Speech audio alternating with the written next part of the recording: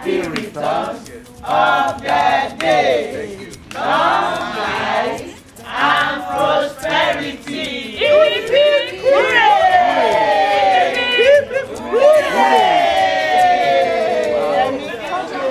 Let's raise our voice and thank God for Daddy, that God has spared his life. Let's raise our voice and begin to bless the Lord. For his life, let's bless the Lord. Today it will be joy. Amen. After today it will be joy. Amen. Every journey connected to this birthday will receive mercy from Amen. In Jesus' mighty name we pray. Amen. Praise the Lord. Hallelujah.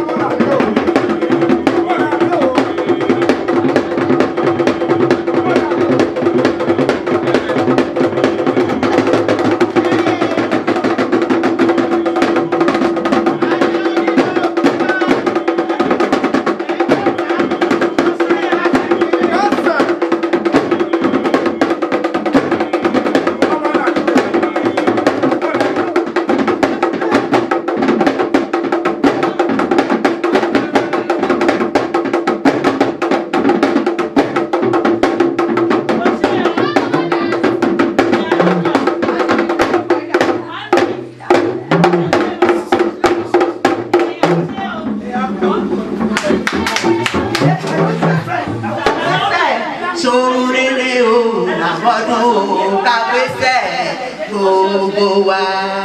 Àṣẹ o.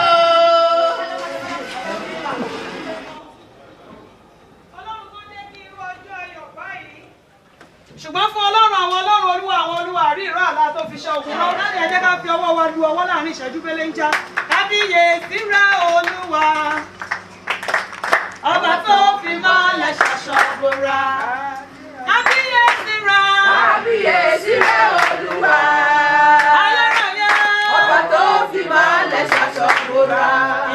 Apọ́stù Ọmọlọ́lá láti wá fún wa ní àdúrà ní pápápá bàbá wa nínú Olúwa ẹ káàbọ̀. Bàbá ní orúkọ Jésù. Àmín. Bàbá ní orúkọ Jésù. Àmín. Gbogbo ògo àti ọlá padà sọ́dọ̀ yín láti ọdún kìíní títí di àkókò yìí. Àmàyìnyín lógo Ọlọ́run ẹ̀mí àwọn wòlíì. Ìwé orin Dáfídì sọ fún wa wípé ẹ máa yin Olúwa nínú ẹwà ìmọ̀ mímí rẹ̀. Títí di àṣálẹ́ ká máa dúpẹ́. Orin náà máa dúpẹ́ lọ. Ṣùgbọ́n amúhun ní kúkúrú ní iwájú yín Ọlọ́run ẹ̀mí mímọ́ Ọlọ́run ẹ̀mí àwọn wòlíì lónìí Olúwa gba ọpẹ́ wa. Ní ara má jẹ́ ó lò wá. Ní ìparí ohun gbogbo lónìí kálẹ̀ yìí lógo. Jésù Kristi Olúwa wa. Àmín, àmín, àmín ní orúkọ Jésù. Ẹ ké hallelujah. Àyàkẹ́ mi kẹ́rù bù ṣe ké hallelujah.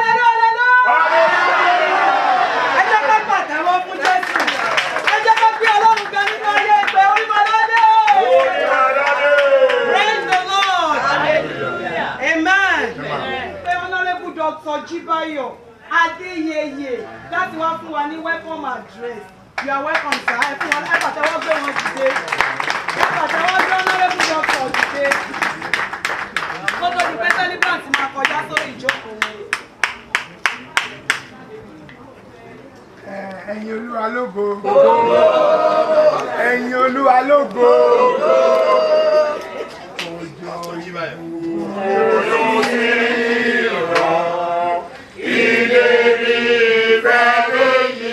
A ó ní ìtura nínú. A ó ní ìtura dídùn látọ̀dọ̀ Olùgbàlà.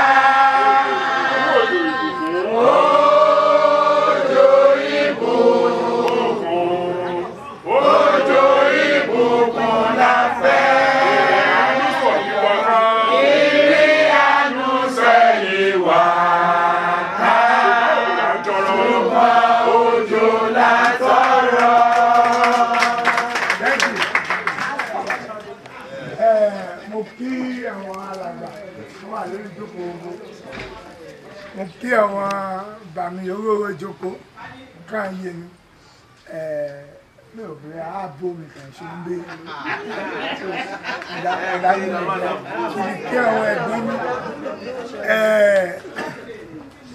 inú mo dùn láti rí bẹ́ẹ̀ mi mo di dúpẹ́ lóòdọ́ náà fi 70th birthday ẹ̀gbọ́n mi bàmí fi ṣojú mi. We've been a very long time together. Ṣàfihàn tí wàá welcome wọn. So, you are welcome to this event. But at the appropriate time, we are Mapadawa, Marato. Praise the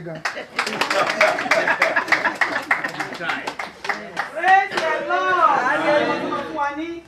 Word of exhortation. Ẹ jẹ́ ṣàtẹ́wọ́ pé wọ́n dìde.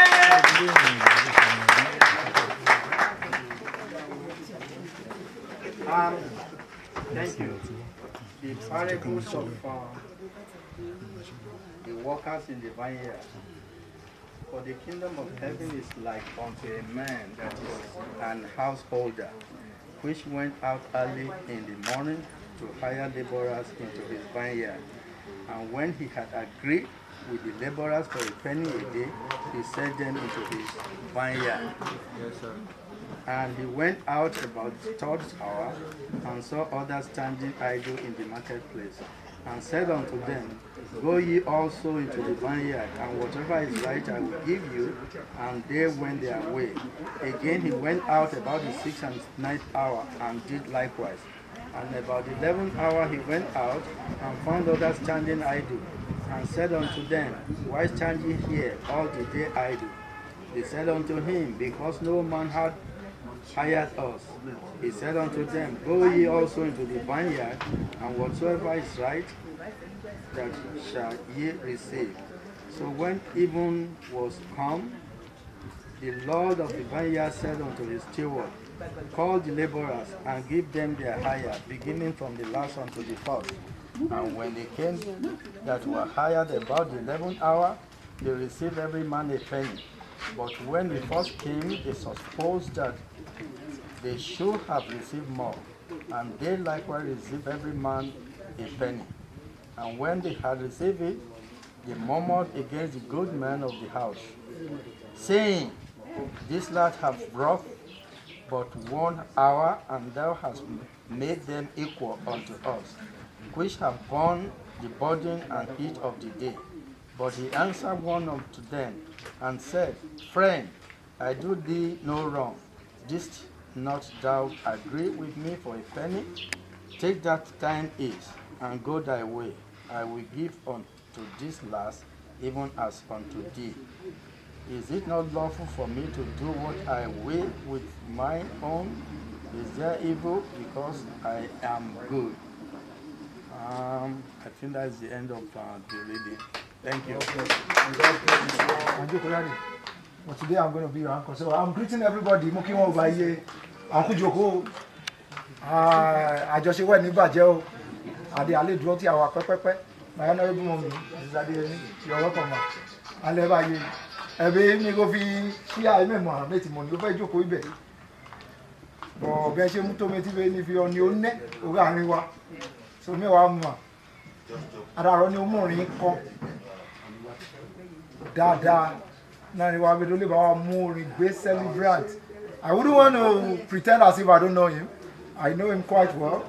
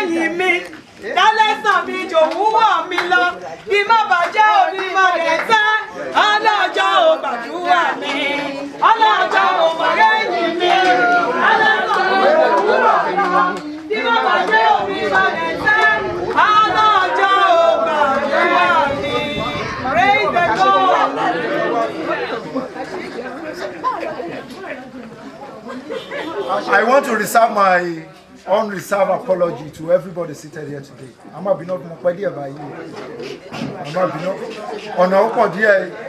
So I'm not being see me.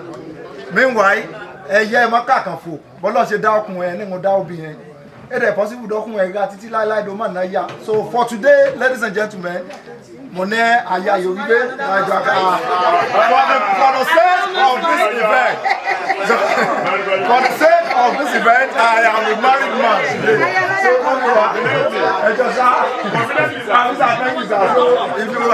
So, Mommy Wajo and Sumami Be, Mutipaya, and Makafu. To about me, you may look irresponsible, so I am here with my wife, my darling.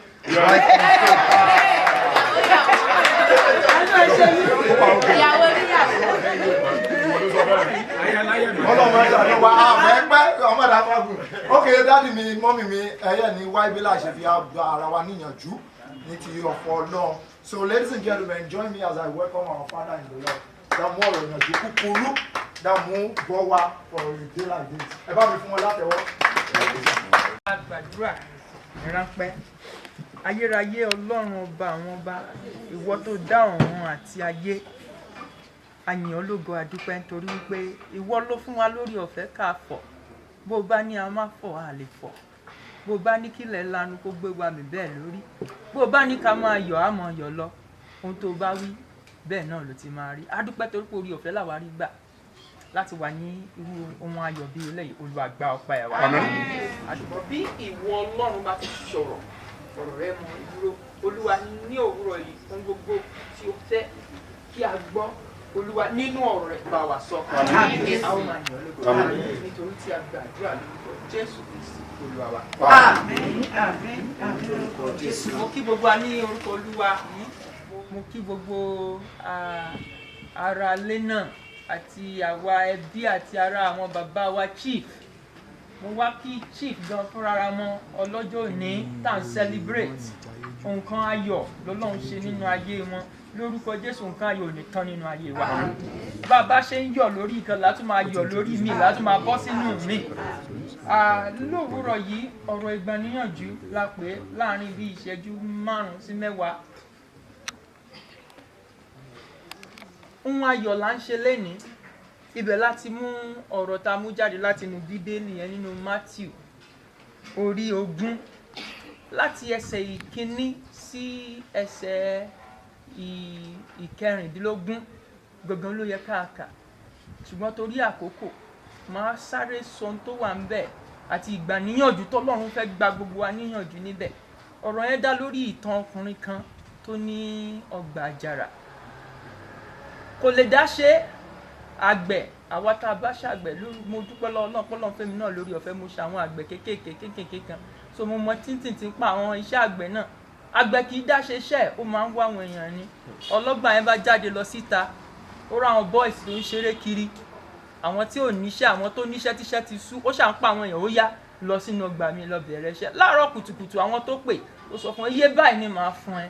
Wọ́n gbà, wọ́n mú ọkọ wọn àtàdá, wọ́n gbanú ọgbà máa yẹn lọ, wọ́n dẹ̀ bẹ̀rẹ̀ iṣẹ́ nítorí pé wọ́n ti mọ̀ pé máa yẹn ti promise wípé o bá ti ṣiṣẹ́ máa fún ẹ lérè. Wọ́n bẹ̀rẹ̀ iṣẹ́ pẹ̀lú intention pé á gbèrè. Nígbà tó máa tó bí ọ̀sán dé àárín méjì kan, ó tún ráwọn mí, ẹ̀yin òríṣẹ́ ṣe ni wọ́n láwọ̀ ọmọ àríṣẹ́, ẹ wá ṣiṣẹ́ àbẹ́ ẹ̀fẹ́ èrè ni, kí ló tà fi nífẹ̀ẹ́. Àwọn náà wọlé, wọ́n bẹ̀rẹ̀ sí ní ṣiṣẹ́. Nígbà tó máa tó bí ọwọ́ ọ̀sán dáadáa, ó tún ráwọn mí, ó tún pè wọ́n. Nígbà tó máa kú wákàtí kan kí wọ́n ṣíwọ́ lẹ́nu iṣẹ́, èyí tí ṣago 5, ó sì ráwọn mí lójú títí ó dẹ̀ pé wọ́n pé ṣé òwú yín ṣe ni, ṣé èrè òwú yín gbà. Wọ́n ní ta ló ń jẹ́ bẹ́ẹ̀ láyé tí èrè ò ní wù gbà. Iṣẹ́ wù wá ṣe àríṣẹ́ ni, ó níṣẹ́ ń bẹ́ẹ̀, ẹ máa bọ̀. Inú wọn dùn, wọ́n wọlé, wọ́n dẹ̀ ṣiṣẹ́ wákàtí kan. Bá ṣe ṣiṣẹ́ wákàtí kan tán, wọ́n búlò àlá pé àkókò ti tó, àkókò èrè rèé. Inú gbogbo èèyàn dùn pé yes ká máa gbèrè. Àwọn tó ṣẹ̀ṣẹ̀ wá bẹ̀rẹ̀ iṣẹ́ ló wá pín èrè fún. So unfortunate and so human unthinkable. Àwọn tó ṣẹ̀bẹ̀rẹ̀ iṣẹ́ ó fún ẹ ní iye tó fún àwọn tó ti bẹ̀rẹ̀ látàárọ̀. Inú bí àwọn tó ti bẹ̀rẹ̀ látàárọ̀, torí tó bá jẹ́ ènìyàn inú yẹ kó bí. Èmi àtàwé yìí ò ṣe nǹkan kan náà, ó ṣe máa fún ayé kankan náà. Ṣùgbọ́n nígbà tó máa dáhùn tó máa fọ̀, ó ní wípé iye tí mo bá ẹ bá gain ni mo fún ẹ. Àbí mi ò fún ẹ ní iye tí àjọ àgírí. Ó ní bó ṣe sọ náà ló ṣe máa lọ láyọ̀ àtàlàáfíà. Ọ̀pọ̀lọpọ̀ ló kúrò nínú ọgbà ìjọ ẹ̀ tán bínú. Ó dá mi lójú pé ní àárọ̀ ọjọ́ kejì, torí iṣẹ́ àgbẹ̀ kì í tọ́ lọ́jọ́ kan. Téèyàn bá tiẹ̀ rò pé ọjọ́ 2 máa fi clear bíbà, nígbà bá bẹ̀rẹ̀ ẹ̀ rí i pé ọjọ́ 4 ẹ̀ ní parí ẹ̀, ẹ̀ kàn máa ṣe náà ni. Ó dá mi lójú pé láàárọ̀ ọjọ́ kejì iṣẹ́ tún máa wà. Mo fẹ́ assume, wọn kọ́ sí Bíbélì, ṣùgbọ́n mo assume pé ọ̀pọ̀lọpọ̀ àwọn tó bínú lánàá yẹn wọn ò ní wá sóko máa yẹn lọ́jọ́ kejì. Ṣùgbọ́n àwọn tó dé láago 5 tó tẹ̀ fún wọn níṣẹ́ tayọ̀tayọ̀ ní abdulá àjọ pé bàbá ṣiṣẹ́ ṣì wà tá a fẹ́ ṣe o, torí pé inú wa ti ẹ̀dùn bó ṣe treat wa lánàá. Ọlọ́gbà yẹn wá sọ ọ̀rọ̀ kan lẹ́nu, ó sọ wípé ẹ máa wáyé o, àwọn tó bá kọ́kọ́ wá tí gbogbo èèyàn ń wò bí ẹni iwájú, ẹ má jẹ́ kó yà yín lẹ́nu wípé àwọn ló máa dé ní ẹ̀. Àwọn tẹ́ ẹ wá ń wò bí àwọn eléyìí ò já mọ́ nǹkan kan, tẹ́ ẹ bá ṣọ́ra, àwọn gan-an láwádìí òpó tó di ilé mú. Èyí òun ni ọ̀rọ̀ ìgbàníyànjú sí gbogbo wa pátápátá. Kí ni ìdí tí mo sọ pé òun ni ọ̀rọ̀ ìgbàníyànjú sí wa? Àwọn bàbá wa Chief Zaccheaus ni wọ́n ṣọjọ́ ayé, inú wọn ń dùn. Ìdí tí inú wọn ṣe ń dùn ni wípé láti ìgbà t'Ọlọ́run ti pè wọ́n sínú ayé yìí, wọ́n ń ṣiṣẹ́. Bí ti ẹ pé mi ò rí lè mọ mi ìsúnmọ́ ìdílé wa yìí dáadáa, bó ti ẹ pé mo tan mọ́ ìdílé dáadáa, but ọ̀nà méjì. Nígbà tí wọ́n bá one of testimony upon testimony, àwọn èrè púpọ̀ lájẹ tí rí t'Ọlọ́run ti fún wọn. Ṣùgbọ́n ìjẹ́ mọ̀ pé bí wọ́n ṣe ń yọ̀, bákan náà làwọn kan wà tí wọ́n ti ṣiṣẹ́ tí wọ́n bínú. dẹ̀ ń bínú sọ́lọ́run wípé kí ló ṣe irú èmi o lè fẹ́ mi lérè. Àdúrà tèmi wá gbà ní wípé àwa tí a dàbí tí gbogbo ayé ń wò gẹ́gẹ́ torí báyìí pásítọ̀ náà pè mí báyìí gbogbo àwọn ará pásítọ̀ àwọn ẹni iwájú nìyẹn. Àdúrà ni mo gbà fúnra mi kó má lọ di pé èmi tí àwọn èèyàn kan ń wò lókè kó má lọ jẹ́ pé èmi gan-an ni mo wá jẹ ní ilẹ̀ nítorí pé Ọlọ́run jẹ́ Ọlọ́run aláàánú àwọn èèyàn tá a lè máa wò pé eléyìí kí ló ṣe kò tí ẹ̀ràn yẹn pẹ́pẹ́ lọ́wọ́ rí ó jálẹ̀ mọ́ pé ó lè wá jẹ́gun àwọn èèyàn kan Ọlọ́run máa wá ṣí èrè ńlá lé lọ́wọ́. Ẹlẹ́ẹ̀kejì tí wọ́n fẹ́ sọ òun lórí ọ̀rọ̀ yìí ni wípé àwọn èèyàn tó bínú yẹn ìdí tán ṣe bínú ni wípé ọpọlọ ara wọn ni wọ́n fi ń ṣiṣẹ́ wọ́n ti gbàgbé wípé ẹni tó ní nǹkan ló ní kì í ṣe èmi alágbàṣe. Ọ̀pọ̀lọpọ̀ wa wá sí ayé àti gbàgbé pé Ọlọ́run ni alpha àti omega àwa ní alpha àti omega ó dàbí alphabet inú Greek language bí ó ṣe jẹ́ pé nínú ti Yorùbá ní abd ẹbí ẹ̀dá jìbì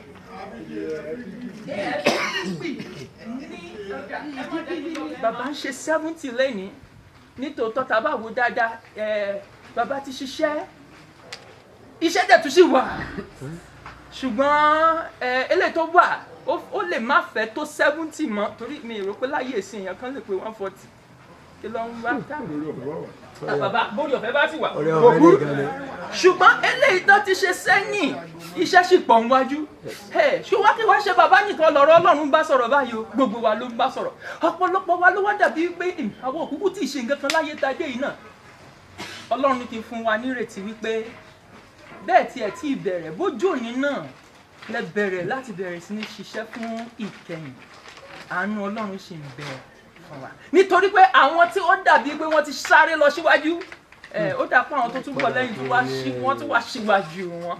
Ẹlẹ́ẹ̀kejì ọ̀pọ̀lọpọ̀ àwọn tí wọ́n gbà pé kó ṣiṣẹ́ yẹn ní àkókò àárọ̀ wọ́n ṣiṣẹ́ wọn làágùn lójú tí wọ́n rò pé àwọn ń ṣiṣẹ́ ṣùgbọ́n lójú ọlọ́gbà torí pé òun ni alpha àti omega ó ti mọ kí ni wọ́n máa sọ nígbà tán bá ṣíwọ́ ọṣẹ́ ó ń wò wọ́n pé ẹ̀yin yìí tó bá dọ̀la ẹ̀ lè sí lórí oko mi torí tí mo máa ṣe nírọ̀lẹ́ ó máa bí inú ẹ̀dẹ̀ máa fà á tó ẹ̀ mọ̀ ọ́ lọ. ṣùgbọ́n àwọn tó wá dàbí ẹni tí ó wà responsible bí mc ṣe sọ lẹ́ẹ̀kan pé àwọn fẹ́ jọ responsible person àwọn tá a lè pè ní irresponsible àwọn gan-an ni ọlọ́gbà yẹn wò pé àwọn eléyìí ló máa bá mi kalẹ̀ ṣe ló yẹ kí gbogbo wa máa gbàdúrà fún orí ọ̀fẹ́ ṣe ló yẹ kí gbogbo wa máa ṣiṣẹ́ pẹ̀lú ìrẹ̀lẹ̀. Bíbélì sọ fún wa wípé ìpìlẹ̀ kan ṣoṣo ni a ti fi kalẹ̀ èyí tí ṣe Jésù kò sí ìpìlẹ̀ míì ẹnikẹ́ni tó tún lè ṣe ẹnikẹ́ni tó lọ́run bá ti dá sí ayé láti fetí sí Jésù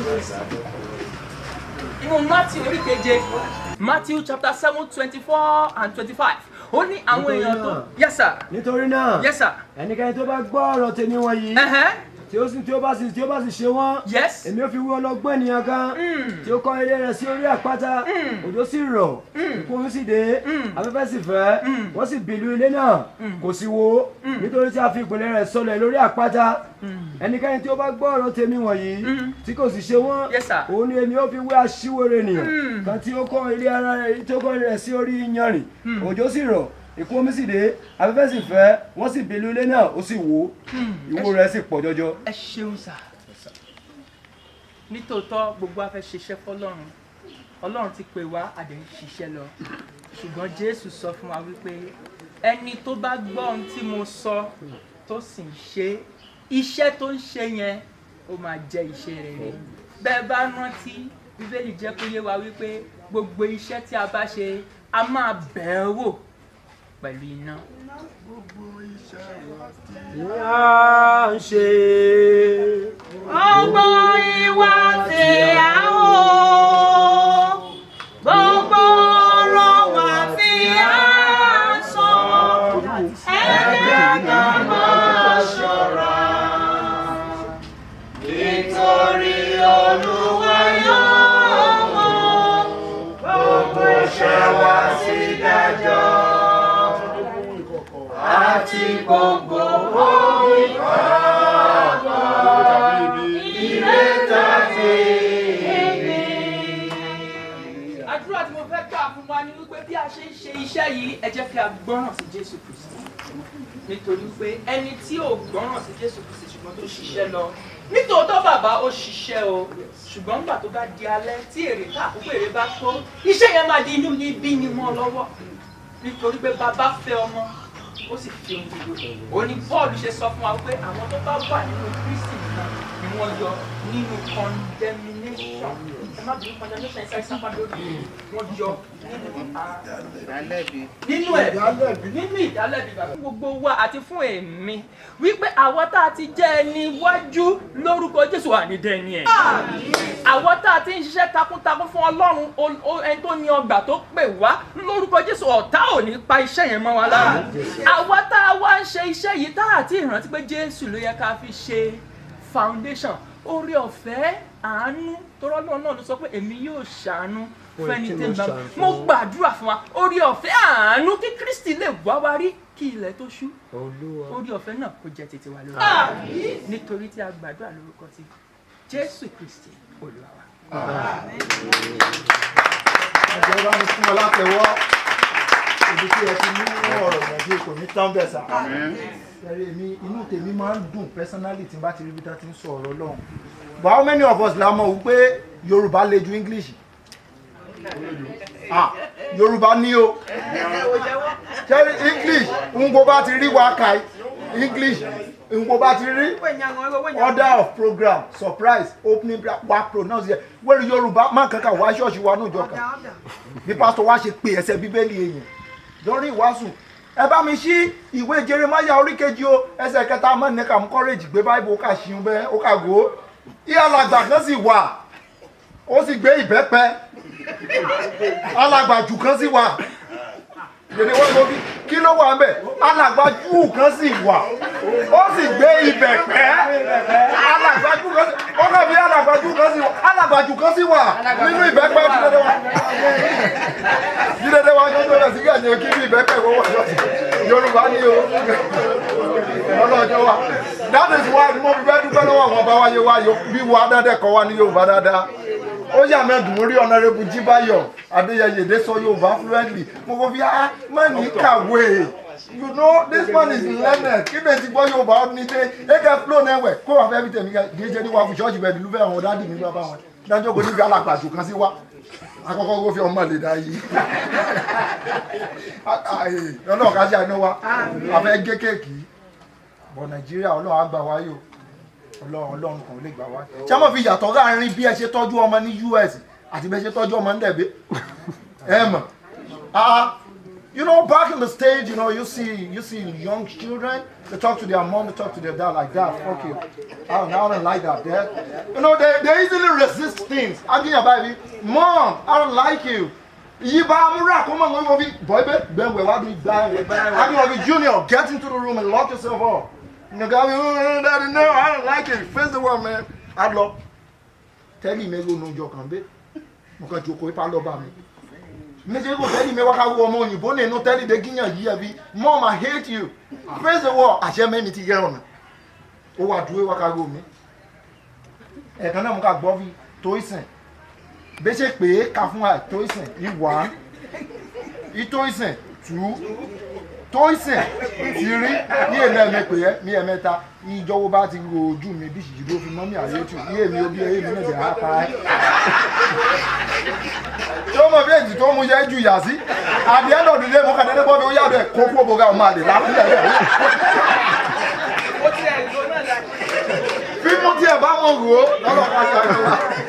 àwọn jọ fẹ́ mú síbi testimony àwọn àgbàlagbà bọ̀ ẹyẹ tójú lúkà mẹ́sàn-án kà á ìyẹn lúkà mẹ́sàn-án yìí iṣẹ́ ọwọ́ èdè bá dá àwọn ojú so lónìí àwọn fẹ́ tò wọn níbi àti ṣe pé níbi afẹ́ ṣàlàyé bí bàbá yìí ṣe jẹ́ sí wa so we are giving testimony a live account of what he has done so far so good bọ̀dí ilé sọ òyìnbó ádàmọ̀ ọmọ tẹ́ẹ̀kì mi daddy ṣé mo fi gone are those days ní primary school mo lè sọ fanakula bó bá ṣe wù ẹ́ o no offence bọ́n nígi ayé yìí primary and nursery ti wá kọ́pọ̀ máa ẹ̀ ẹ̀bí ẹ̀ tẹ́ dọ́dẹ́dẹ́ sọ fanakula ní nursery school so mo wà opportunity lọ sí nursery school tó dádì mi fẹ́ the best education kan wọ́n mọ́ ẹ̀ akágbé English teacher wá sí school wa náà jọ ní ibẹ̀ tí mo fi àti sọ English náà yé ní Bí teacher ṣe wọ̀ ni ó kàn bí hello student they don't wanna respond. Hi sir, hello student, hi sir. Only my name is Mr. Ajayi. Now we'll be taking you in English language. Vernacular speaking is highly prohibited. You know you want to speak vernacular, you pay 100 naira. The boy is back and she down at any class. You know teacher. You know you come on so you go to the room, 100 naira. Orí teacher yóò pè rárá o. That ọmọ bẹ́ẹ̀ lọ teacher ti kọjú shock body ó ti mú shock yẹn ti kọ verb. A verb is an action word or doing word. Kazeem ẹ wá ká bí ẹ báyìí lọ́wọ́ rẹ̀. Kí Kazeem bá ń gbé báyìí mi. Ẹ̀yin náà dàbí àwọn èèmọ̀ kò bá mi báyìí ẹ̀ oṣù lọ́wọ́ mi o. Ṣé bí mo yá ń báyìí lẹ́ẹ̀kan Kazeem fún mi báyìí mi teacher ti ń kọjá lọ. Ó ní àwọn èèmọ̀ kò bá mi jáde teacher mi ní orí mọ́rin tí wọ́n sọ ìyẹn kan fún 40 ni. Kazeem bá dé pé yé teacher ní who is that? Ó ní me. Teacher. You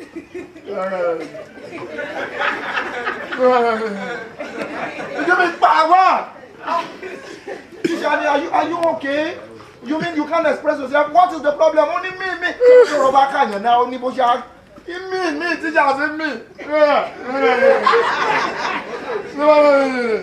You mean power? Why? That teacher very no baby, no baby. Ó wá sán ọ̀rẹ́ dáadáa fi wọ Ọlọ́run jẹ́ àbá inú nílẹ̀ ibi yẹn gan ti kan ẹgbọ́n mọ́lẹ̀ tó ti kọ́ ìfábìsì national board kí kan tí ráìtì ẹ̀ ti ṣẹ́ ó kà sọ dáadáa kan gbọ́ púpù pápá bí ẹ̀kan ṣe kọ́ ẹbí ikú dàbí ẹgbẹ́ ò tíṣà ní who are these food lumps why you disturb me only me tíṣà ní pa tíṣà pa wá. Then what is the problem?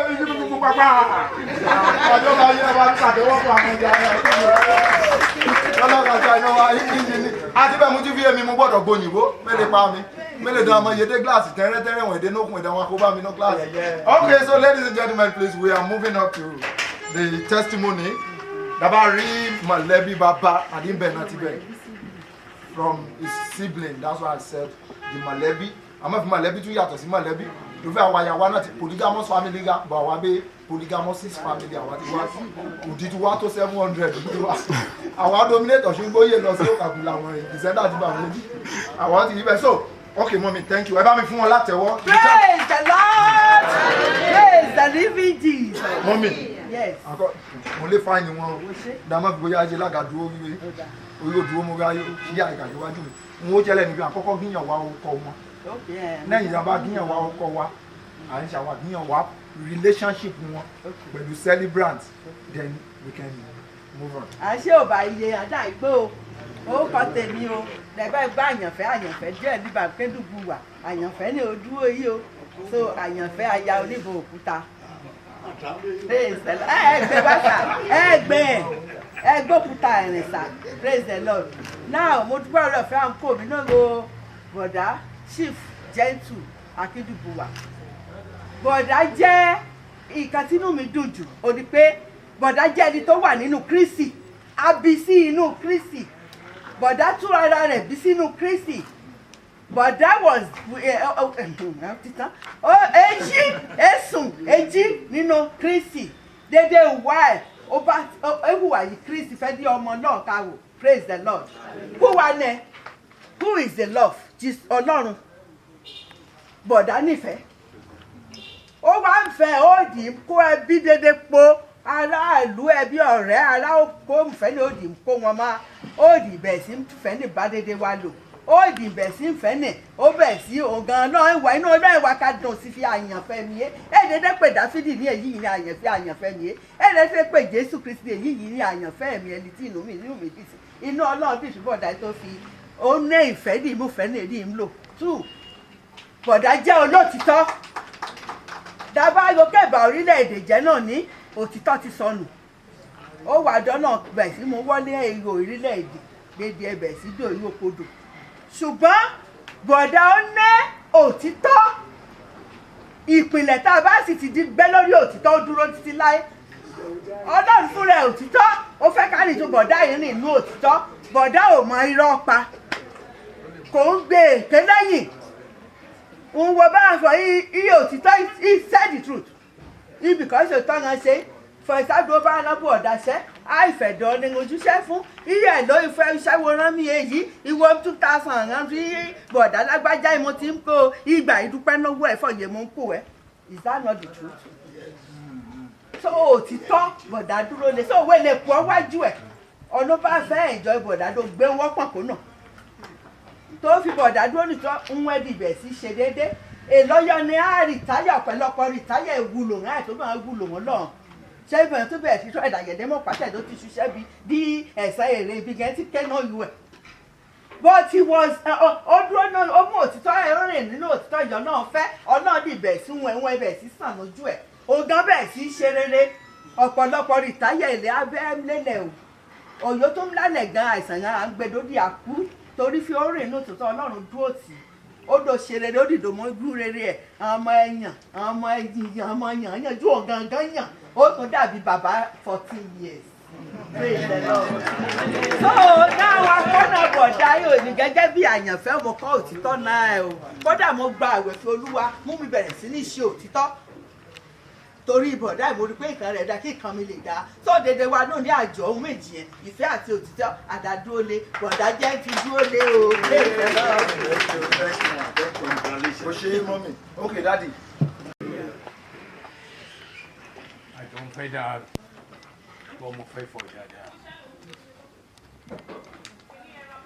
ó kọ́ tó wá bí ọmọ ẹ̀ ọkọ̀ bá sọ abọ̀dàgbà gentle yẹn pé àti kékeré ti jẹ́ gentle ẹ̀ méjì yẹyẹ o 3 years péré mo gbà lọ́wọ́ ẹ̀ but àjọdàgbà together olùkà orí ẹ̀yìn tẹ́ àti tèmi ti bàbá Bísọ́lá ìdílé bá páyé something happened in 1980 Honourable Dr. Jibayo Adeyeye ọmọ ẹ̀rọ tó jẹ́ dáàdì ẹ̀ ó wà ní ọ̀rẹ́ kan Bra Adéyálé ó jẹ́ ọ̀rẹ́ tímátímá ìbá doctor meanwhile ó ti lọ sí Greece mẹ́rin má for years over 10 years mẹ́mú ẹ̀ dáàjẹ́ wá fi wá pípa ẹ̀ sí uncle ẹ̀ nípa visa ti lọ sí America. Now mo kàn decide I was in customs then nǹkan mẹ́tẹ́lá kàwé gan mẹ́rin for some time wọn la bọ́ nǹkan fi kí mẹ́sẹ̀ lè rí visa gbà ó mọ ní ọ̀rẹ́ kan that's Akérèmísì wọn ní ọ̀rẹ́ kan Adéyálé nípa òbí labọ́ and it was late March 1980 méjì máa fọ ẹ̀dọ̀ bros mo bá yẹnjú kún ẹ kó ṣe kí this or that àṣẹ ohun tí wàá gba lẹ́tà àti dí dájọ lọ sí embassy the following day wọ́n fọ ẹ̀dẹ̀gbọ́n mi iye Bra Adéyálé àwọn bílẹ̀ bà mí dàrẹ́dì bá kan iye kan ẹ̀ ẹ méje mọ̀ fi ohun Akérèmísì náà uniform yẹsà òbí mi àfi visa ìbọn ni wọ́n mẹ́kọ̀ wọ́n ní kẹ́sàn yẹsà mẹ́ àkàwé àwọn yóò kẹ́ wá next week ó ṣe yarí èyí ẹ mọ̀ òṣà ṣe jẹ́ ayẹsà yín gan ní lọ́mọ́ ìbrọ́dà àwọn èyí ibẹ̀ bá ti lè ṣe dájọ́ lọ náà ẹ̀ka ìdájọ́ láṣẹ tàbí nọ́là ìyẹn lọ ìwọ máa wọlé ìdí ẹ̀ ó fi ó dà lè close mọ́ ohun tó mi yẹsà whatever ìyẹn ní lọ́sẹ̀ ó mọ̀ máa gíyàn lóògùn yẹsà ló bá fẹ́ gíyàn ibo bá ti ṣàṣe tí bọ̀dá pẹ̀lú ẹ̀yẹn lọ my uncle was forced to procure the documents àti kó jẹ́ ìbáṣepọ̀ lọ the same day àgbà visa.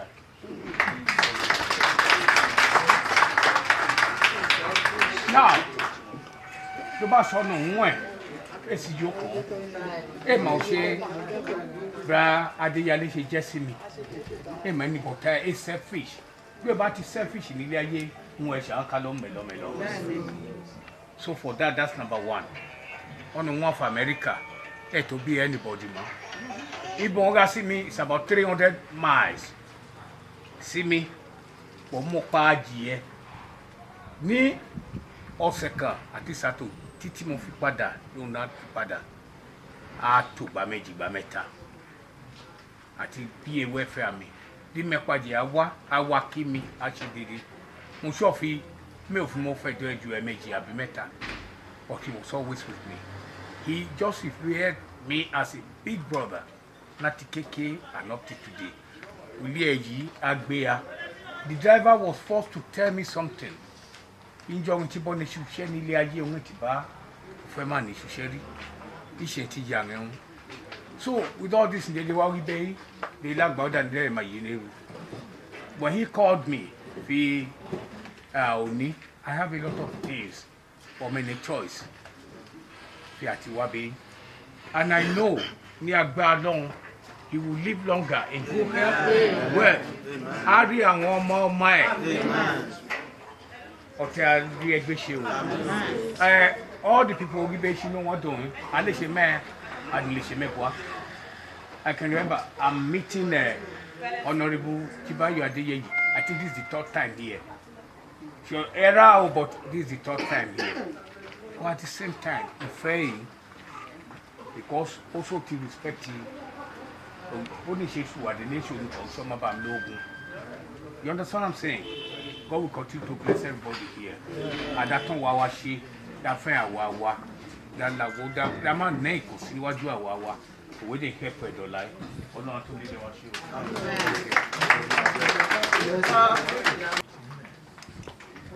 o. Ọlọ́run dá bọ̀dá gentle lọ́tọ̀ láàrin ọmọ ẹ̀dá.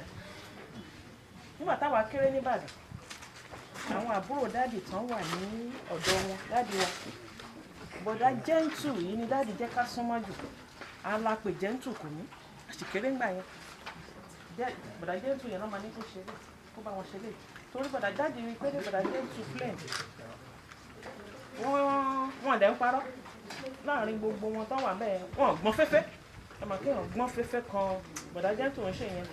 Dáàdì àti béèrè ká wá lápè gentle kò ní. Tábà ti lọ pé dábàá béèrè pé kí ló ṣẹlẹ̀. Kíní kan bọ̀dá gentle á dẹ̀ sọ pé báyìí ni òun dáàdì máa tẹ̀lé.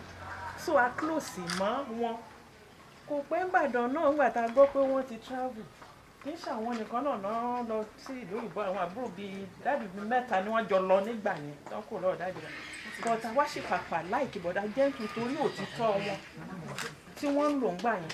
So jẹ́ kí àwa tí a close mọ́ wọn kó wà ní mind wa wípé ó yẹ kéèyàn máa play ní gbogbo nǹkan. Mo rántí ńgbà yẹn dáàdì mú owó kan sí ibì kan níbi tébù. Mo lọ sí school, mo wà ní nursery school ńgbà yẹn. Mo wá mú owó yẹn dání lọ. Dáàdì wá béèrè nígbà tí mo dé. Dáàdì ní èsè torí òdòdó máa sọ fún sí wa, àwa máa sọ Yorùbá ọmọdé. Mo dẹ̀ tí kíní yẹn lọ́dọ̀ bọ̀dá gentle rí bọ̀dá gentle kí n máa wá gbà kan pé ẹ má mọ̀ mú nǹkan tán bá ti fún yín. Mo mú owó yẹn níyà tọrọ mi lọ sí school. Dáàdì mi wá sọ pé ta ló mú owó yẹn kún yìí? Mo ní èmi ni. Dáàdì wá sọ ń gbà yẹn ọmọ gentle. Ìwé ìpọ́ torí mi ìgbàgbé dáàdì ò wá nà mí àti gbà yẹn mo dẹ̀ fi train àwọn ọmọ mi. Mo ní ẹ gbọ́dọ̀ mú nǹkan kan. Bàbá mi sọ pé tó dáàdì lè nà ọmọ pa. Pé ṣùgbọ́n dáàdì ní wọn ní nà mí pé torí mo sọ̀tọ̀. Mo wá sọ fún wọn pé kí wọ́n má mú nǹkan tán bá ti fún wọn. Kíní yẹn ni mo instill sínú àwọn ọmọ mi. So bọ̀dá gentle jẹ́ ẹni tí Ọlọ́run dá yàtọ̀ tó yẹ pé téèyàn bá ń wo àwòkọ́ṣe wọn nǹkan èèyàn á máa lọ dáadáa. Nígbà tí wọ́n dẹ̀ dé sí Nàìjíríà ní ìmọ̀ tí wọ́n dé ọ̀rọ̀ kan ṣẹlẹ̀ láàárín wa nílé wa lẹ́yìn ìgbà tí bàbá mi lọ tán. Mo kàn gbọ́ tí bọ̀dá gentle pè mí ní pé queen gentle ètò yìí o. Mo wá kí wọn ẹ káàbọ̀ sà lọ́wọ́ dédé wọn làwọn ṣẹ̀dé ni wọ́n ní àwọn nǹkan báyìí táwọn ń gbọ́ pé báwo ni mo wá dẹ̀ ń ṣàlàyé lórí fóònù fún wọn pé kò rí bẹ́ẹ̀ sà báyìí nínú trust yẹn mo ti fọ̀ bẹ́ẹ̀ bọ̀dá gentle ní gbogbo ẹbí yẹn àwọn náà pè mí ẹni tó ṣẹ̀dé láti Amẹ́ríkà láti so many years kan ti lọ bọ̀dá gentle dey support gbogbo wọn tó sọ yẹn àwọn pẹ̀lú nǹkan tó jẹ́ kí ọ̀rọ̀ yẹn kó yanjú dọ̀là mẹ́ta nígbà kan dé sí Nàìjíríà Ọlọ́run á fún yín lẹ́nu ẹ ṣé gbogbo. All right, thank you. Ẹ bá mi fún wọn látẹ̀wọ́.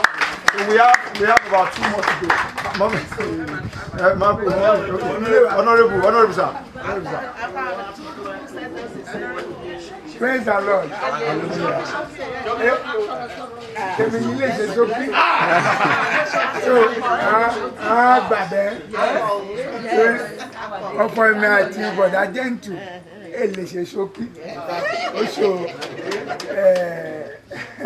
tó pẹ́ díẹ̀ ṣùgbọ́n méjì mo fẹ́ dá kọ́ ní bọ́dà mi àti bá mi. 1, hard work. 2, contentment. Contentment and hard work. Bí bá fi díkà tó ń pa Uncle Gento, I can address you for 3 hours. Maybe I do. In fact, nígi mo kọ autobiography mi. Mo fẹ́ gé àwọn mo láti kọ́ iná ẹ̀. Bí mo ṣe autobiography mi when I was 50. Mo launch ìwé my autobiography. Mo fẹ́ gé àwọn mo kọ́ iná ẹ̀. Ní 1985, I was 17 years old. Mo pass JAMB. Mo ṣe dáadáa JAMB. Inú bàmú ìwà dùn. Ó wá fi ìdí is very good. Inú mo dùn. Ìdí la ṣọlí dé ní Amẹ́ríkà. Ìlọsẹ̀dọ̀ Bọ̀dá Gento. Ó wá ra tíkẹ́ẹ̀tì kò. Bọ̀dá Gento wá gbé mi ní JFK.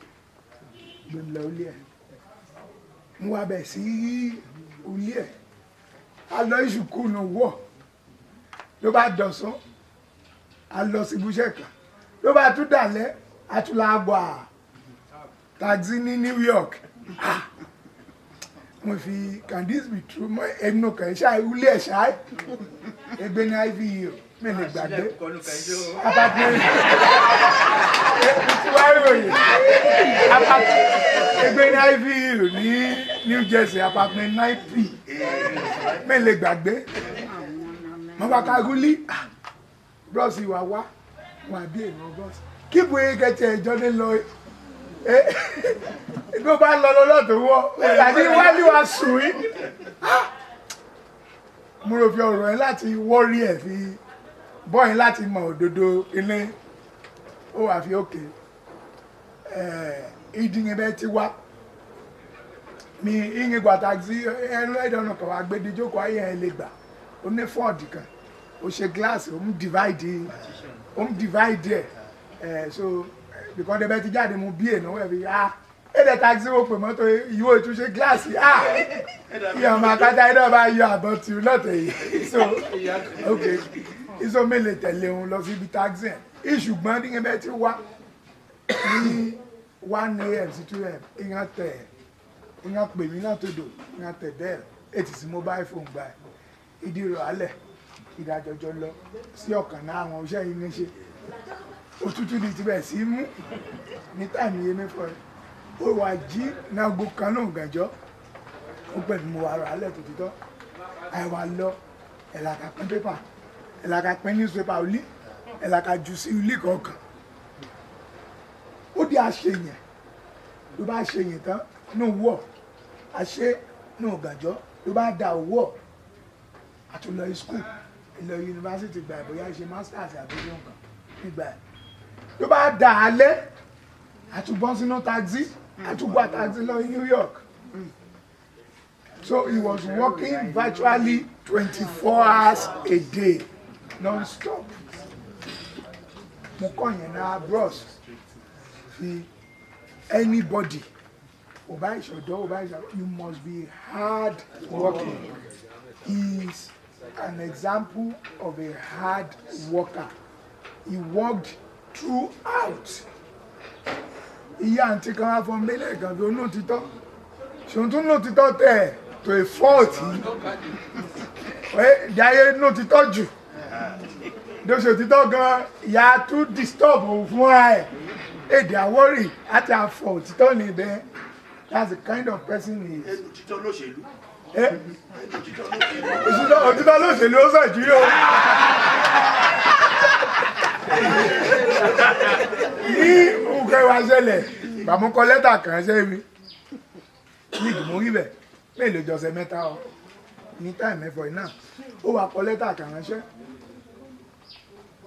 DHL mo ń gbé wọn ṣòye dáhùn lẹ́tà rìn náà wà ń kó wá ní olíwáyé wọ́n wá pè bí má ti pè mo gbé fóònù ní bébébé mi ò ní olúlé yìí bẹ́ẹ̀ ẹgbẹ́ kẹtẹ ṣe máa ṣe describe bí mo ra ní yàrá náà kan mú máa so I had to wait the bros wá ní ọ̀sán òyọ̀kọ̀ ẹ̀fẹ́ ń jíjẹ ní kitchen òun náà tún fẹ́ ń jíjẹ wá ẹ̀kọ́ ẹ̀mí jíjẹ ẹ̀fẹ́ ní òwe so òun náà tún ṣe ń jíjẹ alẹ́ lórí lọ so ó wà rẹ̀ ẹ̀fẹ́ ń jíjẹ lọ́wọ́ kitchen wá bros àwọn àtúpè mọ́ wa gbé bros àwọn ọmọ kí ẹ̀ àwọn ti tún pé o ẹlẹ́ta ẹ̀ bébébé àwọn fẹ́ máa deliver ẹ̀ ìdí gbé alẹ̀ mo gbé alẹ̀ àwọn tún pè again ìdí gbé alẹ̀ wọ́n wá pè nǹkan rí bathroom mo wá gbé wọn mo wá bá wọn tó ìtúbáyọ̀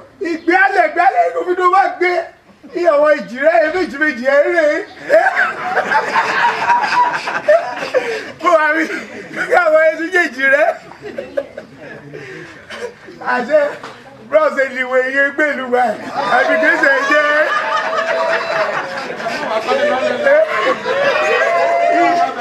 ìdá bá ti gbé ẹrẹ ẹ̀gọ́ Nàìjíríà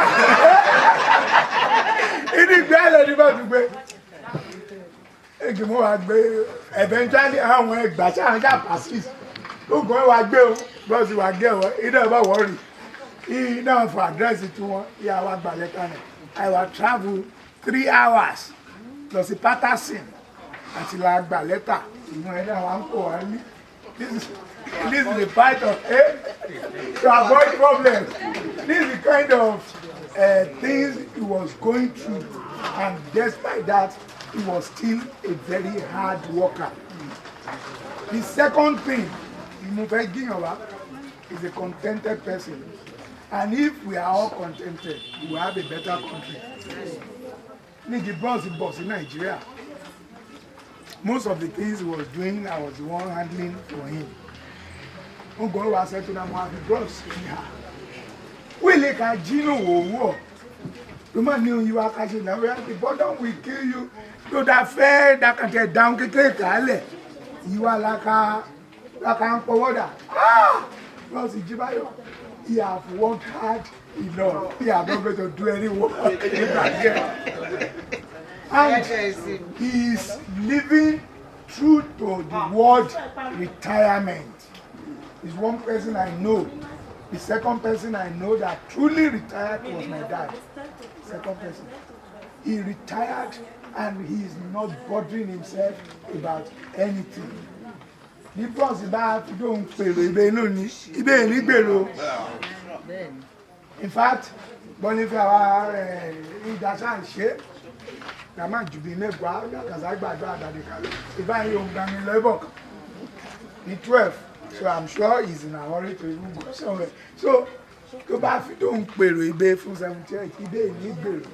But the contentment in him is he doesn't show no more by you, only she can't shake the manga. Boss, I salute you and I pray for you. Number long, you shall have 70, I do 80, I do 90, I do 100 live. Me 100 is out, me sure. Thank you very much. All right, thank you, sir. Mommy, I did everyone. Of blessed memory. Mo ní àwọn cousins ẹ̀gbọ́n ọkùnrin yóò pọ̀ dájọ́ yí ẹ̀jọ̀ wọn àwọn yí printing press dájì ẹ̀ ń ṣiṣẹ́ níbẹ̀ nínú dédé wọn nígbà ẹ̀ ọ̀dà dá yàtọ̀ ó kàn ẹ̀ gentle yóò ti dáa ti pé náà ti kékeré wà ìfọ̀ àmọ́ mọ̀ fi dáa ìpè gentle gan-an tí a gentle for a point lóògùn dá ó kọ ó maintain ni ó kàn ẹ̀ nínú dédé àwọn ẹ̀gbọ́n mi ọkùnrin yìí méjì òdì mo gbà fi àwọn òṣègbọ́n mọ́kàn ẹ̀ bí ìgbà mi èmi nìkan ẹ̀ àwọn gangan orí heart mi for how I wish ló ṣe bá mi àti yé mi òbí ìbọ̀dá yìí because òṣèṣì wọn ó yàtọ̀ lẹ́yìn àwọn kù dédé and that was a particular year yìí mo ní small challenge the way yìí wọn mú react àti yìí àwọn okùn mú react tẹ yàtọ̀ tẹ bá máa mọ́. If I don't travel abroad, fortunately for me, around that time, mo padà sí Ondo, mo wá lọ sí Ondo High School, then mo ti finish. ṣe àrídìmí tásùnkún ní boarding house báyìí ro fi tàbá ń owó kàn mí nílé ìmúlẹ̀múlẹ̀ how I wish lédè ìbọn yà sáà fi ó tọ́ lọ lóyìnbó where in lóyìnbó mẹ́mọ́ and for many years like that but as God will have it at a point bóyá pé sáàmì àṣẹ tó dédé ṣe pàdé fáìlì àwa pàdé inú mo so dùn lẹ́pẹ́ fi yes mo tó pàdé bọ̀dà jẹ́ǹtù bí àwa fọ̀ fi àgùntàn mi tó sọnù mo rí he I was so happy inú mo dùn so láti ìgbà ẹ̀ ló bá aṣá pè mí ìfúndó ìṣípọ̀ rárá yìí o ló bá aṣá pè mí èsì ẹni tí mo lè kà ṣe ìmọ̀ àyìn náà nà the exact thing ọba dẹ̀ fìdí ṣe I will do it the way yìí mọ̀mọ́ fi hàn fún ara ṣe ló bá ṣòwò fẹ́ ṣe so you wa bring you wa so close ara wọn yé mọ̀ for cousins àjẹgà dáhùn ló fọ̀ fi ẹ̀gbọ́n ọmọọba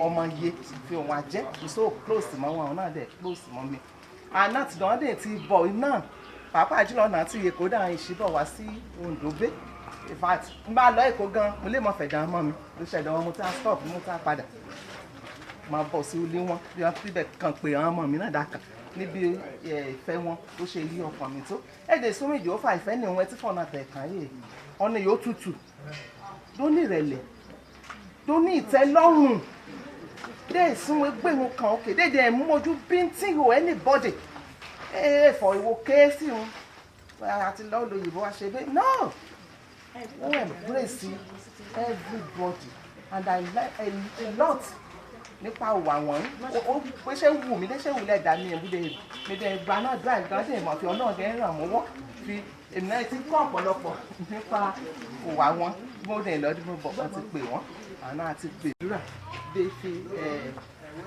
èsì bọ̀ dání lóye bàbá lóye bàbá yé sọ àdàgbàdé àwàdà àbọ̀ bá ní àgbà ọlọ́run ọ̀sẹ̀ àbáwáyé wá àdàgbà àdàbọ̀ bá ìdá bá dà ìgbó gan dídá ìgbà lọ bá bọ̀ àbọ̀ ní ìgbà ìmú dàbọ̀ bá sọ̀nà gbà lọ àgbà wọn àdàlẹ́sà àṣẹ gan mo dúpẹ́ fún ìtọ́niyàn tí mo kò mí in the past either directly or indirectly àtìyàn mẹ́rin fàtìyàn mi fọ̀rọ̀ ará ló ṣe mí kẹ́ ìròyìn ara wọn ló dé ìrànmọ́wọ́ àìní dàgbà yà ní agbára lọ ọmọ wọn náà à ń dàgbà ní àwọn yanjú ìṣòro dúpẹ́ o ọjọ́ ní adalẹ́sà ẹ ṣe fún ọ. Alright, the last person, okay, this is the last but not the least. Daddy, okay.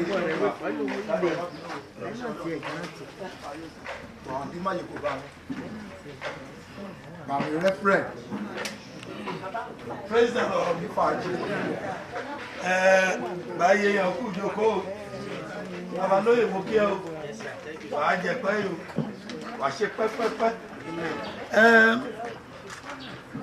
So, ladies and gentlemen, we want the response from our father, a friend to so many, a brother, a father to our tapo.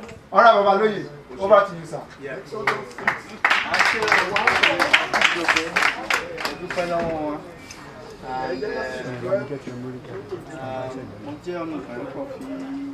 Too much. And one skill that I have is writing. And depending on that your magician, Akiade, who taught me the skill and philosophy of writing. Now, Nigema Bemola Bam pastor of the Bami calling fún àánú tó kọ bí iyanrìn. Àánú yìí mo gbà in my lifetime ó pọ̀ gan-an. Mo di ìdúpẹ́ ní ọwọ́ Ọlọ́run. Mo fọ́n bẹ́ ilé ní láìkí àtìkàtò ọmọ tó nínú. Mo neighbor lọ from about 12:30 ọ̀rẹ́ ni ẹjọ́ lójú bẹ̀. So ṣáánì sùúrù. Now, Orion, I am forever grateful for the Adeyeye and Akiade family for their impact, help in my life. Johnny Opo, she me 17 on me.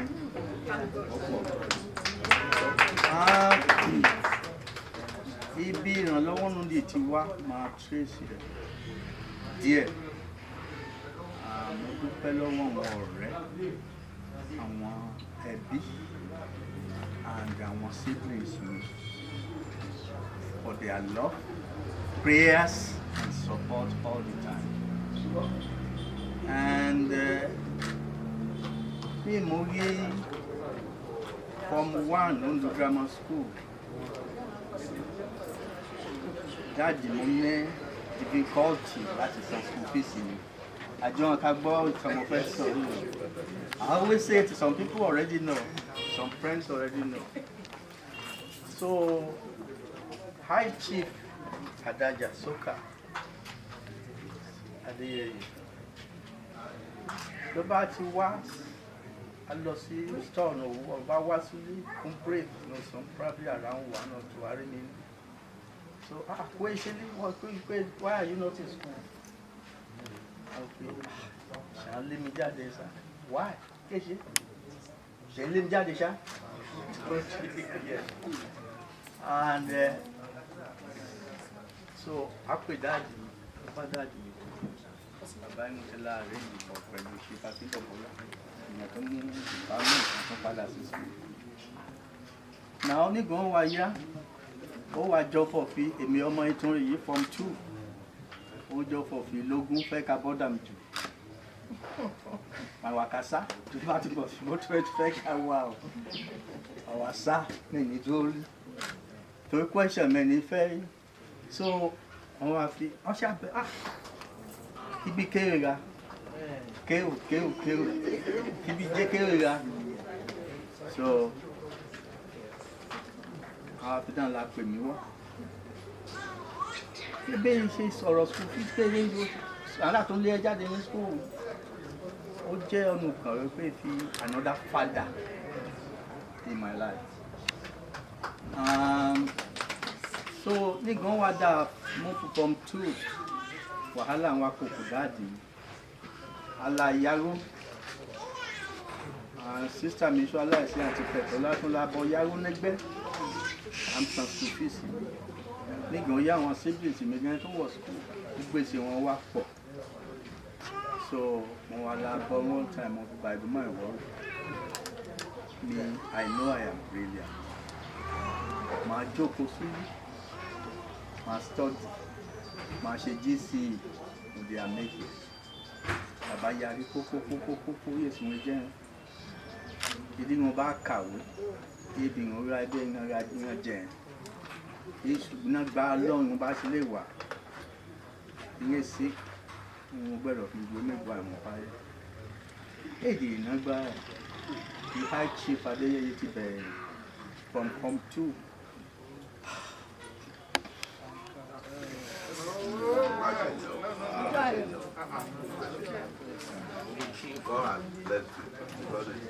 From Form 2 wọ́n ti bẹ̀rẹ̀ sí san school fees níbi mo fi jáde Ondo Grammar School.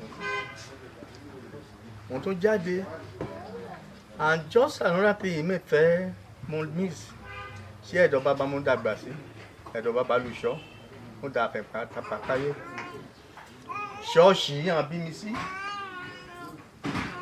so bàbá lọ sí ṣọ́ọ̀ṣì a ṣàjọ̀dún a ṣe dédé ìyẹn gbé ọ̀pá wọn wọ́n sì kó wọn. Now àdúgbò kan òun náà ń ra fi àwọn bọ̀dá dára ní wọn ọjọ́ kejì bó kẹta sí tó wà so I was always looking up to him and my mama dada I like him right from the beginning kékeré mo fi kékeré náà dẹ̀ fẹ́ bá parí ń bẹ̀ so nígbà wọn àjọ wuli àjọ wuli ọlọ́run adúpẹ́ níwọ̀ ọlọ́run then ìjọ wa máa wuli nẹ̀ but we escape ilé ayé ẹ̀mọ̀ ní a ṣèpù ẹ̀nù là bàbá ló jẹ́ babaláwo náà dúgbò wa bẹ́ẹ̀ yà yú ọ̀nà wa jà ìbá àmọ́ gágádé òwò kó wa wọ òlé ẹ̀ dókítà tẹ àbájọ lónìí wa máa ń lé yẹn tó wọn ti wọ ọ̀dà àfẹ́pàdé bàbá páyé àwọn ti tún wọ níwájú àwọn ti wọ níyìn ó di cleverly ó kó dédé àyà mi ṣe ń ṣe pè mo ti young very young kì í ṣe pé bìbí ẹ̀dọ̀ bàbá ẹ̀ wọ́n ṣáìsì mọ́jú coincidentally ọwọ́ ní bàbá náà òun lógún ti ra alẹ́ eventually máa fò bẹ́ẹ̀ so bàbá di èyí òun ṣe dáàdi ọmọ Jésù Akínyàdéwò ọmọ wọn wípé queen àjọ Ìbàdàn anyway so à ń san school fees mi mo jáde ní Ondo grammar school àdúpẹ́ lọ́wọ́ Ọlọ́run à ń wá sí result wa the full set pátápátá class set mi so ọgbọ̀n wa yíyẹ sí ṣíṣe àìṣe yóò wà unfortunate as good you are result wọn so wá sẹ́ẹ̀dì mi lọ sí àpò ẹ̀ ìdí mẹ́gbẹ́ náà kó ẹ̀ ohun jíjẹ ló jẹ́ two hours ìwé yìí máa kà dédé ìdùnnú provide for me. Now mẹ́wàá máa ń ṣẹlẹ̀ one time I was sick bóyá kanira dáradára fi café coffee dẹ̀ lò dàbídà máa sùn dálé ká ń kàwé mo sick gan tó bẹ́ẹ̀ pé méjì ẹ̀ gan gbé mi lọ sí hospital honestly I woke up mo rí Lógún lẹ́gbẹ̀ẹ́ mi kí ìṣẹ̀lẹ̀ yìí Lógún àti bros GB Felisco you know I was surprised so I shall treat me medical bill the pata everything Lógún sùn I felt better ó wá sóńdó padà sóńdó mo padà sí màmú mi sí I did the exam àdúpẹ́ lọ́wọ́ Ọlọ́run so nga wá pa èèyàn mo padà wá sóńdó mo wá lọ sí ìdíkà Nigeria monitor àbíkẹ́ mi editor now hospital bí ó busy gan so bí Lógún bá ti wá sí Ìbàdàn àwa lé mi ọ̀dẹ ìpàdé nídọ̀ wọn ọ̀rẹ́ wọn alájẹ ọ̀rẹ́ ni wọn yóò yí Ìbàdàn ẹbí wa bá Mr. Ládìtì kí wa bá òun bẹ̀ so kí mi ṣe fẹ́ ṣe pé kí mi ṣe fẹ́ ṣe pẹ̀lú education you need to move forward the pressure on what okay èmi èyí kẹ́yìí mo try láti get admission sí Nigerian university I couldn't because they were demanding for credit in mathematics and science which I completely lack mo hate mathematics so many credit F gan mo ní bẹ̀ but in other subjects I was excellent subjects when we bá ti ní máa tẹ́ pé lè wọ university at that time that was correct so okay so mo wá fi Lógún ó wá get school of nursing for me he lost his school of nursing school of nursing ó ṣe BA yé èdè rí bẹ́ẹ̀ mo ní wá find out lóòótọ́ Lógún cancer is very professional mo wá rí find out rí bẹ́ẹ̀ lóòótọ́ because there are so many people there pé jábá ní nursing skill in America in àrùkọ́ bẹ́ẹ̀ bí ọkọ wọn inú wọn dùn now there are so many opportunities like most of them because I'm not saying anything before like if I had listened to Lógún bí mo ti lọ sí school of nursing bí mo lè ní àǹfààní láti lọ sí America mo ṣe lọ oh boy the sky will be the limit the permission fashion all right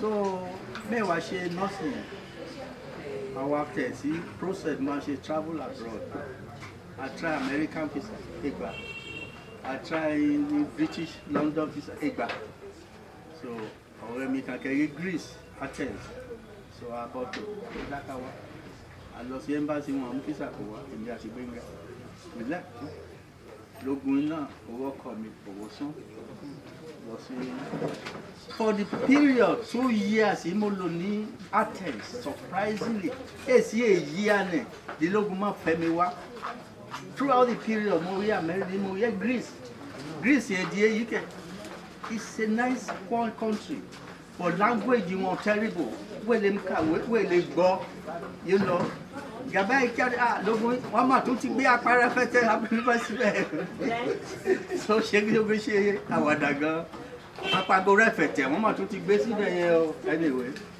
So if more they don't want to for free, they see future men.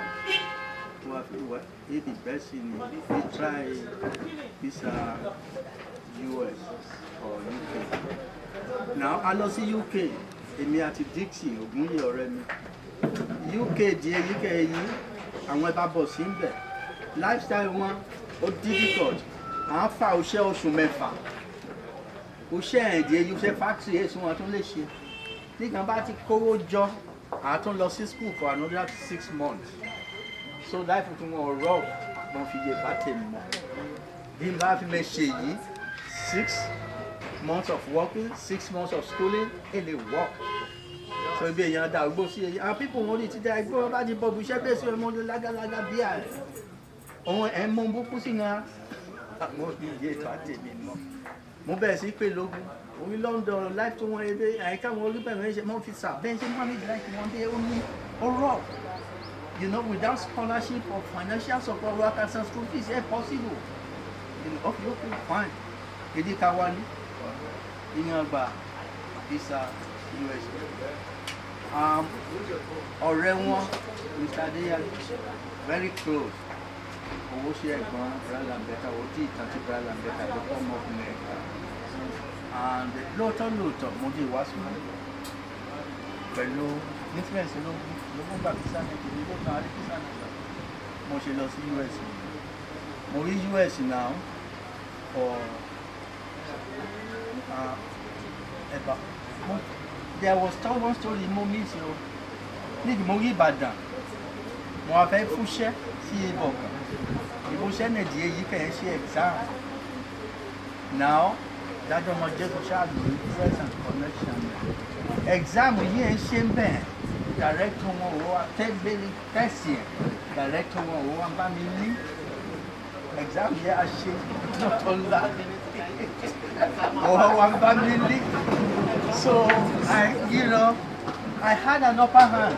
I passed the exam, I got the job. We understand? But the Basi connection at influence that your mother. You know, I'm making paper test here for me. I wouldn't be able to because full of a lot of mathematics, you know. Nobody English, history, and literature, you know, now, so I shall go see US near the border. US is the UK. We need opportunity in there. We need future. We need cacao. We need party lazy. We make it. The moment you realize you won't need it, you don't need it. I'll give it to you. Mention me far.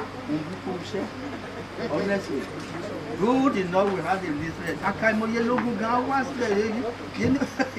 Ìbọ̀kà lógún wá wá. Àti Adesopa. Àrí apartment mi ní 9th floor. 9P ni mo ti gbàgbọ́ ẹ̀. So, mo ti fa òṣẹ́ kíní lọ Kàbí, cab driver ní New York. Mo wá bọ̀, ó pẹ́ di ìbọ̀. Mo wá pè lógún sí. Mo lọ sí school o. So, bọ̀ fèsì lógún èsì wàhálà. Àwọn kan àwọn ṣe breakfast.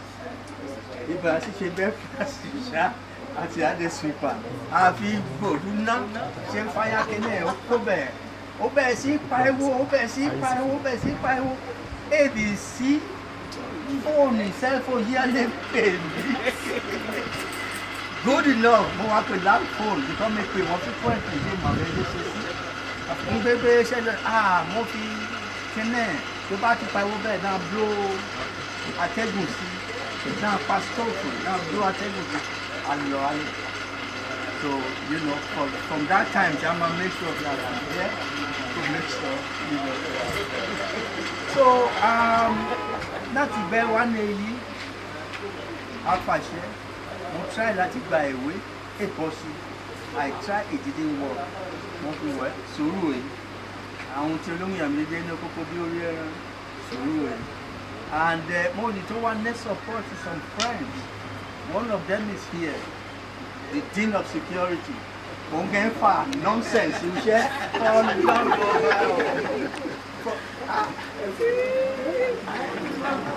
Lè fa àwọn kókó iṣẹ́. So bóyá mo ti sọ story rẹ̀. Òun ti gbèsè ìgbà ìwé. So ìlú wa rí ṣọ́ọ̀bù wà lágbà náà lórí credit cards. Lórí credit cards, òun gbanú ká ẹ̀ ló ń tò mí. So ní bá fẹ́ san school fees náà ti credit card yẹn máa ń sọ. Máa ká sọ padà díẹ̀.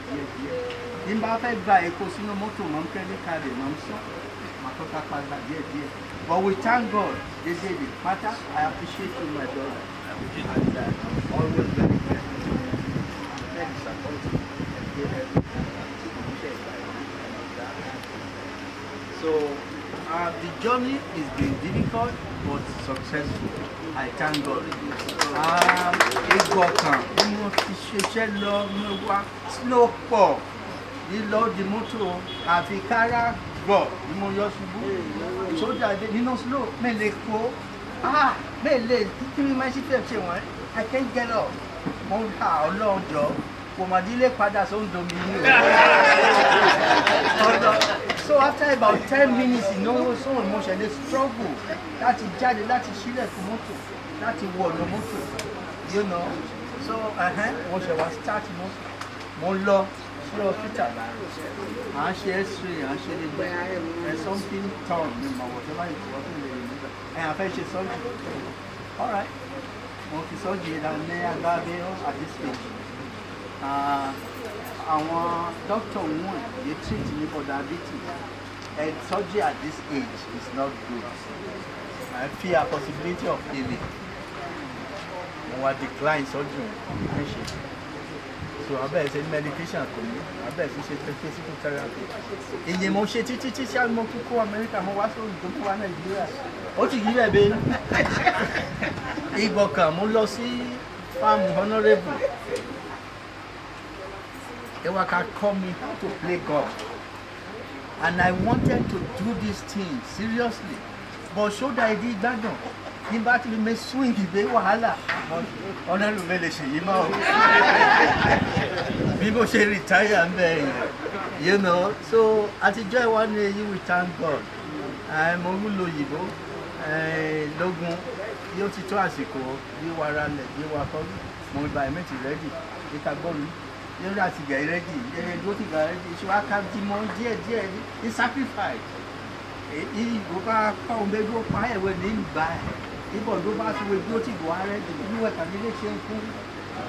Máa ṣe ra lẹ́yìn akọ́ra lẹ̀ sí sábọ́mọ kọ́lí ti bàbá parí ti bàbá ti jáde láti náà.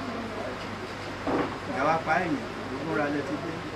So anyway, ìdí máa wọ̀ ọ́ ìrìn àlà lẹ́yìn ṣé ló ń karọ̀ nípa. Ó dì mọ̀ mí náà bá ti fọ̀tẹ̀ mi sí èyí. I will keep to it. Bẹ́ẹ̀ disappoint bẹ́ẹ̀ mú lórí so ibi never. So ó bẹ̀rẹ̀ sí kọ́ ẹ̀dí ìsìlẹ̀ nítorí ó sí àgbà díẹ̀ tí wọ́n páyẹ̀ èdè páyẹ̀ kan ní tiẹ̀ ti sàwọ́ díẹ̀ ọ̀dùn ẹ̀ so I am grateful so many ways that orí yìí mo fi àbá mi kọ́ ló bá máa mọ́ you know so later abúrò mi dédé for their prayers praying èmi fún àmì èyí òṣẹ́ ó gbà yèmí jẹ́ pé mẹ́ẹ̀tì ẹ̀ ní káì láti lọ ṣọ́ọ̀ṣì mọ́ méjì ṣe fà bá dé rí o ibùṣẹ́ òun tí wọ́n ti fọ̀ fún mọ́ ní bá dé ibùṣẹ́ mo dé afàṣẹ méjì at least so mo fọ náà délé òkè méjì ṣe fà dé rí this is the first time mo dé plan láti make it big but mo wá tó wò dédé wájú mo tó wọ̀ tó wò sí mo wo ohun tí mo tó ní ìdìbò ṣé ìbá lè ṣe big bad day ọlọ́ọ̀dẹ́ ní ìrẹsẹ̀ wájú. All I wanted was cancel the plan, you know. All I wanted is that Allah dua wa, that bá mi pray, the Lord let me see, the dúpẹ́ ní wọ́n lọ. Mo ibẹ̀ me ṣàìsàn, me ṣe, you know. So I thank God. So mo di dúpẹ́ ní wọ́n àwọn àbúrò nílé gbàdúrà, àwọn ẹbí àwọn ọ̀rẹ́ náà support me. There was a time I was in Maryland. Lẹ́dọ̀ ọ̀kan náà àwọn àbúrò mi Festus.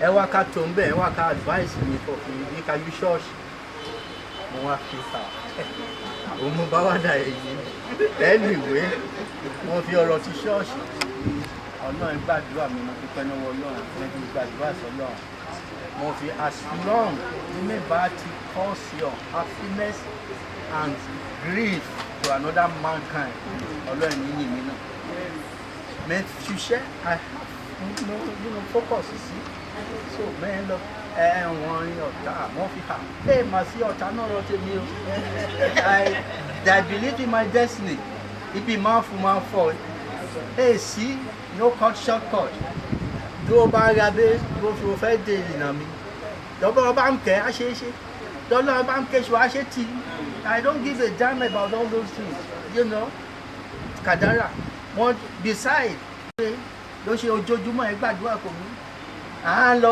òkè à ń lọ ṣọ́ọ̀ṣì à ń ṣẹ̀jú méje they are praying for me àdúrà mo ti gbà so mẹ́nẹ́ bí àfọ̀fẹ́ ọ̀tá àbí kẹ́nẹ́ I don't have that belief so ìrìn àjò mi èyí o àdúpẹ́ lọ́wọ́ Ọlọ́run mo rìtáyà wá sí nílé ayé àti àlàáfíà and I've been in Nigeria now for about 4 years so we thank God contentment and sùúrù wọn bá gbá ẹ̀ka exactly so à ń ṣe o mo dúpẹ́ lọ́wọ́ wọn àbí àpadà lọ ní láti àlàáfíà ọlọ́dún àwọn àpẹẹrẹ gbogbo wa àwọn travel náà tó mo rí àwọn ọ̀rẹ́ mi kan náà wá láti tóbi láti Ifẹ̀ àṣẹ Johnny Massis o àpàlọ́ ayọ̀ láti àpadà láyọ̀ àtàlàáfíà alájà ò ṣe o thank you sister à ń ṣe o àbúrò mi dédé family mommy à ń ṣe o and sunshine and to bam dúpẹ́ lọ́wọ́ she hello sunshine please come forward.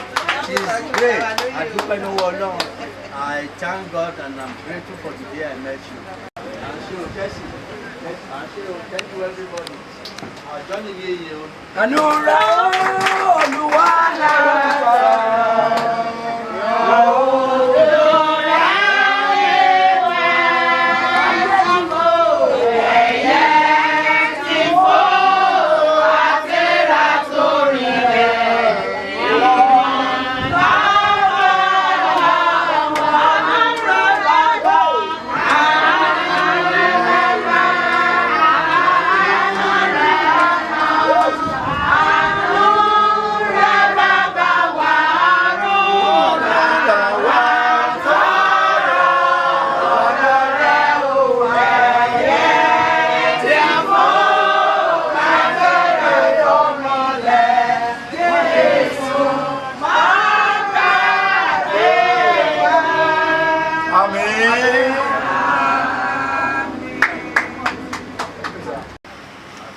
Yes, thank you. Daddy Anjo, best friend ni wọ́n sá náà ni wọ́n gbé. Sá, ó pọ̀.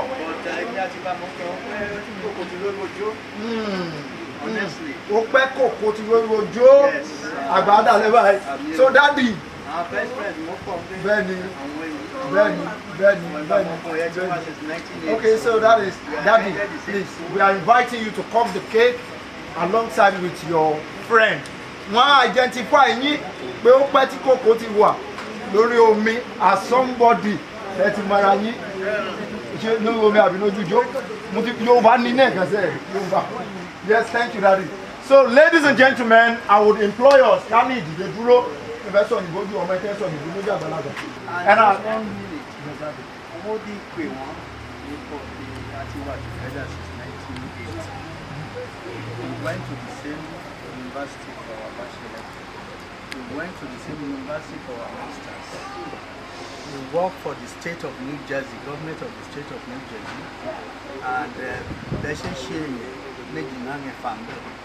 Àṣetì government Jersey àti Ṣetì county. Nǹkan ìmọ̀ṣetì government ìmọ̀ṣetì private hospital. No. I retire. We applied for retirement at the same time, and our pension at the time was approved at the same time.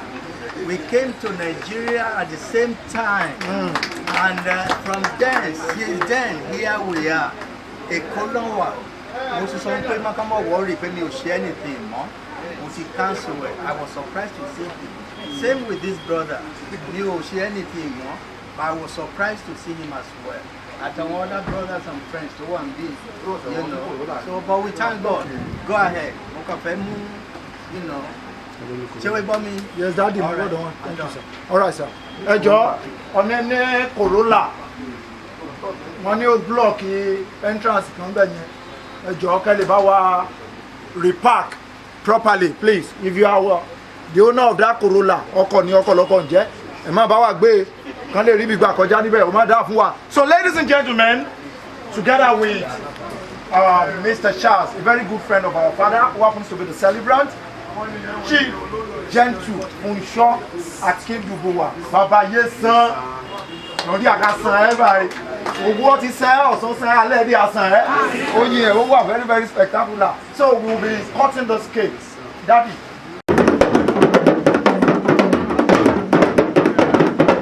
Okay, Daddy, please.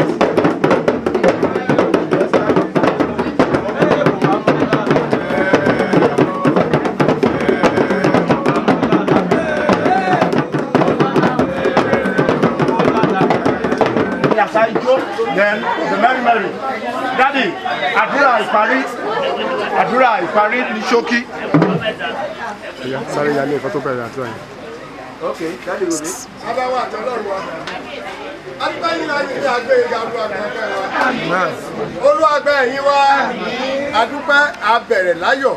Ẹ sì jẹ́ amú wá sí ìparí láyọ̀ àti àlàáfíà. Olúwàgbẹ́ ọpẹ́ wa. A ti mú ohun gbogbo wá sí ìdánudúró báyìí à ń lọ sí ilé wa ní orúkọ Jésù. Bí a ṣe débí láyọ̀, ẹnìkọ̀ọ̀kan wa jẹ́ adélé wa láyọ̀. Àdélébáre, àkòyà ibi. Àmú bàbá wa náà wá síwájú yín Olúwa Ọlọ́run Adékàòsí ibi tí ẹ bá dé Olúwa bẹ̀rẹ̀ iṣẹ́ níbẹ̀. Ọlọ́run Adékàòsí tí ó ti ń sìn wọ́n láti ìbẹ̀rẹ̀ títí di wákàtí ọ̀wọ́ tí wọ́n máa tẹ̀síwájú ní orúkọ Jésù Kristi Olúwa wa. Àdúrà Olúwa. Àwa ti bẹ̀rẹ̀ ọ̀run. Yàtọ̀ fún ọmọ rẹ̀.